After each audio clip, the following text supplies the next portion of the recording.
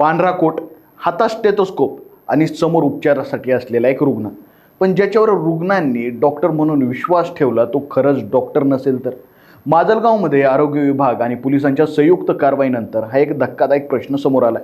विनापरवाना क्लिनिक सुरू करून रुग्णांवर उपचार केल्याचा आरोप असलेल्या कथित बोगस डॉक्टरच्या क्लिनिकवर आरोग्य विभागाने छापा टाकला आणि या छाप्यात विनापरवाना औषधांचा साठा, प्रिस्क्रिप्शन, बनावट प्रमाणपत्रांसह अनेक साहित्य जप्त करण्यात आलं. मिळालेल्या माहितीनुसार डॉक्टर बाबासाहेब आंबेडकर चौकातील जुन्या बस स्थानकासमोर प्रथमेश क्लिनिक नावानं ही क्लिनिक सुरू असल्याची माहिती आरोग्य विभागाला मिळाली. त्यानंतर ग्रामीण भागातील वैद्यकीय अधीक्षक डॉक्टर योगिता भगत, सहाय्यक पोलीस निरीक्षक कल्याण नेहरकर आणि तालुका वैद्यकीय अधिकारी डॉक्टर मधुकर घुबडे यांच्या पथकानं क्लिनिकवर छापा टाकला.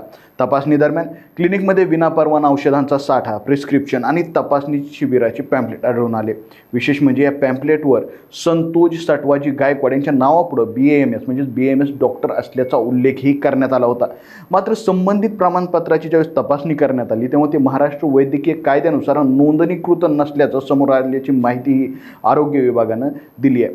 या प्रकरणी वैद्यकीय अधीक्षक डॉक्टर योगिता भगत यांच्या फिर्यादीवरून संतोष सटवाजी गायकवाड यांच्या विरुद्ध गुन्हा दाखल करण्यात आला.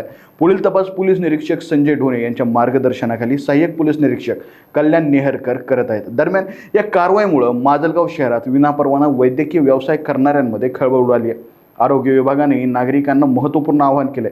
उपचार घेण्यापूर्वी संबंधित डॉक्टराची वैद्यकीय नोंदणी तपासावी. कारण आजारावर उपचार करण्यासाठी डॉक्टरांकडे जात असताना आपण ज्या व्यक्तीच्या हातात आपलं आरोग्य सोपवतो तो खरंच अधिकृत डॉक्टर आहे की नाही हे माहिती पाहिजे. हा प्रश्न आता अनेक रुग्णांना पडलाय आणि हा प्रश्न विचारणं गरजेचं आहे. अशाच महत्त्वपूर्ण अपडेटसाठी पाहत राहा लोकशा TV. धन्यवाद.